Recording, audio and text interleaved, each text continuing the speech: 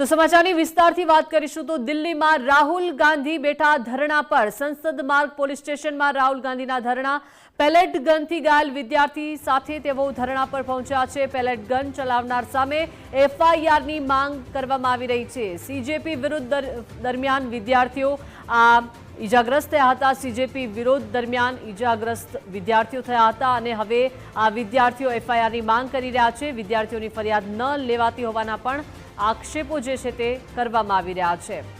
તો રાહુલ ગાંધી અત્યારે ધરણા પર પહોંચ્યા છે। વિદ્યાર્થીઓ સાથે તેઓ ધરણા પ્રદર્શનમાં પહોંચ્યા છે, જ્યાં સંસદ માર્ગ પોલીસ સ્ટેશનના આ દ્રશ્યો રાહુલ ગાંધી ધરણા પર બેઠા છે। જ્યાં સુધી એફઆઈઆર દાખલ નહીં થાય ત્યાં સુધી આ ધરણા પ્રદર્શન જે છે તે યથાવત રહેવાનું છે। પેલેટ ગન ચલાવનાર સામે એફઆઈઆરની માંગ વિદ્યાર્થીઓ કરી રહ્યા છે અને વિદ્યાર્થીઓની સાથે સાથે રાહુલ ગાંધી પર ધરણા પ્રદર્શનમાં જોડાઈ ગયા છે, ધરણા પર બેઠા છે અને પેલેટ ગનથી જે તમામ વિદ્યાર્થીઓ ઘાયલ થયા હતા એ તમામ ઘાયલ વિદ્યાર્થીઓ સાથે રાહુલ ગાંધી પહોંચ્યા છે, ધરણા પર બેઠા છે।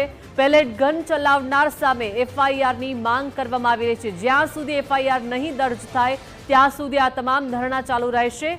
દિલ્હીના દ્રશ્યો છે સંસદ માર્ગના, જ્યાં પોલીસ સ્ટેશન પાસે રાહુલ ગાંધીના આ ધરણા છે।